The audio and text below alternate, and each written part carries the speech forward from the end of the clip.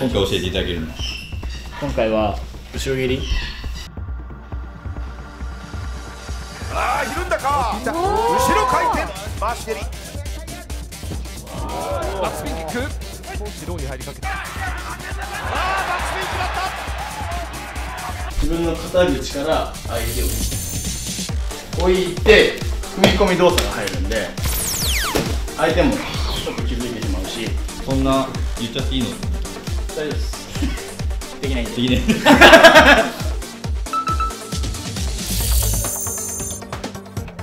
後ろ蹴りなんですよね、そもそも。なんか僕も一回なんか注意じゃないけど、なんか後ろ蹴りですって言われたことあるね。なんか、後ろ回し蹴りっていう人もいるじゃない。そう、これはなんか空手、細かいんですけど、後ろ回しだとこうなんですよ。じゃなくて後ろ蹴りはこっち。今日はその後ろ蹴りの方をやりたいと思います。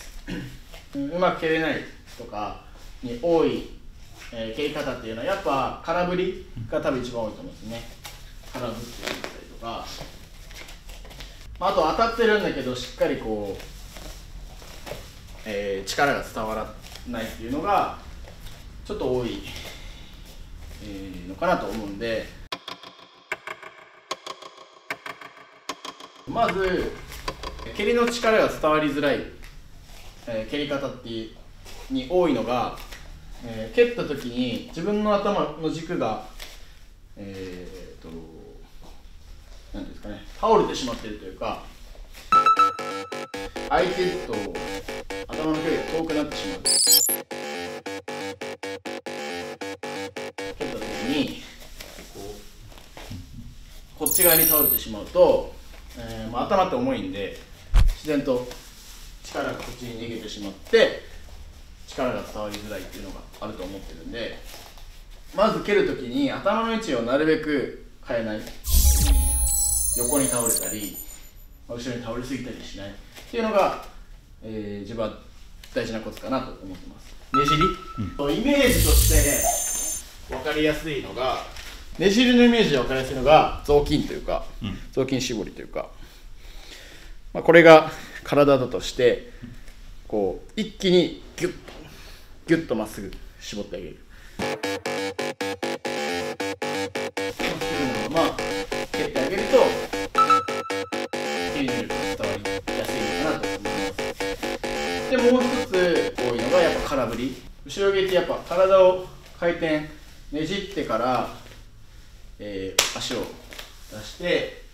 相手に蹴りを当てるっていう技なんですけど、この回転した時に足が出るのが多分速い。足の開きが足の開きが速いので空振りをしてしまう。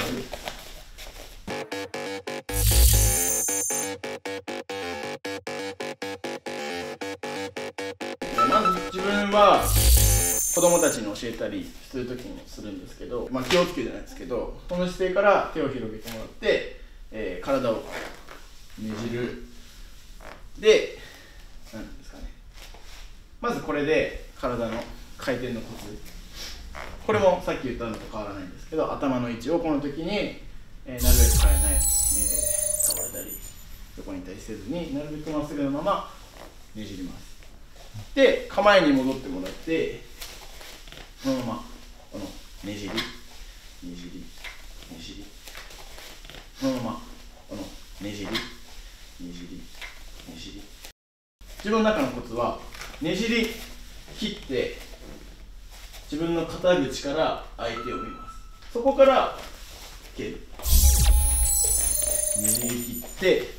肩口から相手を見て、そこから蹴る。ねじり切って肩口から相手を見て、そこから蹴る。ねじり切って肩口から相手を見て、そこから蹴る。こうやって蹴ると、空振りの割合は減るのかなと思います。で、なんでまず最初は一挙動ではなくて本当に、ねじる1、見る、2、3で蹴る。分解してっていいと思うんで、まずこれを、体に覚えさせる。1、2、3。1、2、3。ねじり、見る、蹴る。1、2、3。1、2、3。で、これに慣れてきたら、今1、2、3だったのを1、2にします。ねじり、見るを1、2を1で。ねじり、見る。これを1、1、2、1、2、1、2。ねじり、見る。これを1、1、2。で、今度最終的に1、2だったのを、1で、一挙動で蹴る。ねじり、見る、蹴るを、一挙動で蹴る。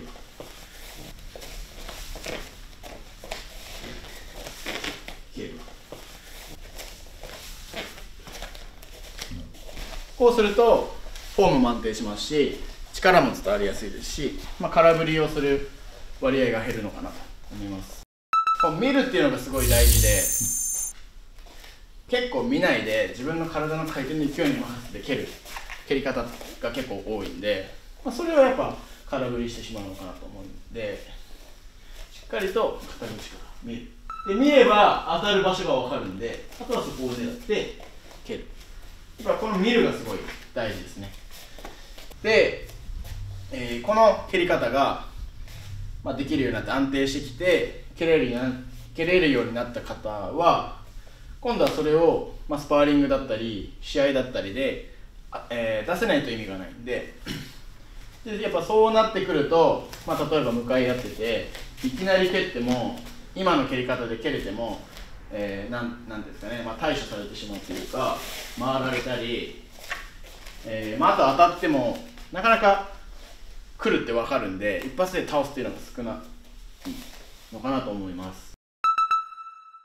その前に、フェイントじゃないですけど、いくつか攻撃を入れてあげた方がより当たりやすいのかなと思ってて、自分がよく使うのはこの、蹴る前にインローを蹴ったり、インローでインローを蹴って戻して着地する時に、この後ろ蹴りのねじりを一緒に入れてあげて、そのまま蹴る。こうするといきなり蹴るよりは相手は分かりづらいので、当たる確率が上がります。で上げてそのまま蹴る。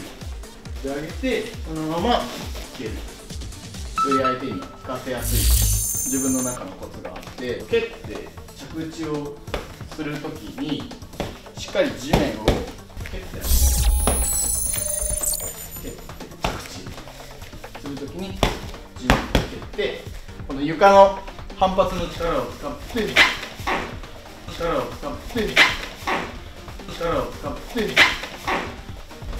床の反発を使わないで蹴ると、置いて踏み込み動作が入るんで、相手もちょっと気づいてしまうし、ロスなんで、それをなくすためにここで床を蹴ってあげてと威力が、倍増ぐらいするのかなと思います。床を蹴ってあげて床を蹴ってあげて床を蹴ってあげてと威力が、倍増ぐらいするのかなと思います。もう一回やってもらっていいですか？じゃあ普通バージョンですね、はい、普通バージョン、反発させないバージョンは、これでも威力は出ますけど、より相手に分かりづらい、そして当たるまでが早いのが反発を使う。ここで着地で一気にねじってあげる。でもやっぱり忘れちゃいけないのは見るっていうこと。そうです。なので、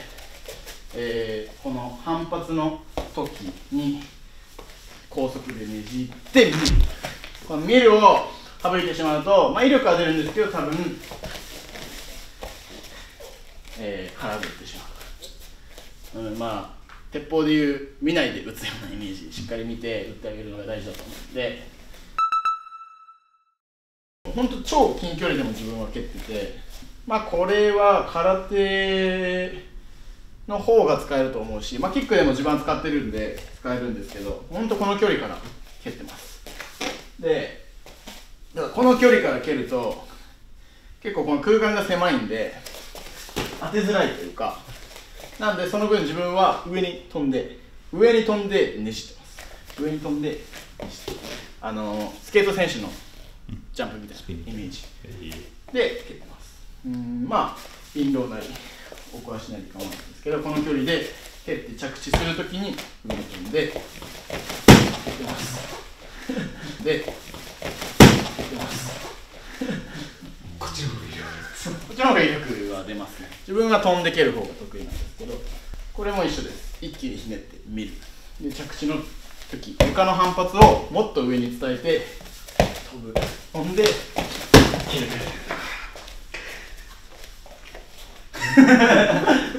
で自分は、基本この距離だとオーソドックスなことが多いんで、足を蹴る、後ろ蹴りを蹴るためにはスイッチするか、サウスポーでやるのが多分セオリーというか多いと思うんですけど、自分はこのコンビネーションの中で自然とスイッチを混ぜて相手に悟られないように蹴った後に引いて、その自然とコンビネーションでサウスポーを作って蹴ってます。やっぱスイッチでここでしてしまうと相手も構えて当たったとしても耐えられてしまうんで、なるべくバレない状態を作りたいんで、このコンビネ空手とかでもコンビネーションの中で蹴りを入れて引きながらスイッチしてサウスポーを作るようなイメージですね。相手に取られづらいように蹴ってます。これだと分かりづらいですよね。これが自分流の後ろ蹴りの蹴り方になります。やってみてください。チケット絶賛発売中です。与座有機からお買い求めいただける方はこちらのアカウントまでお願いします。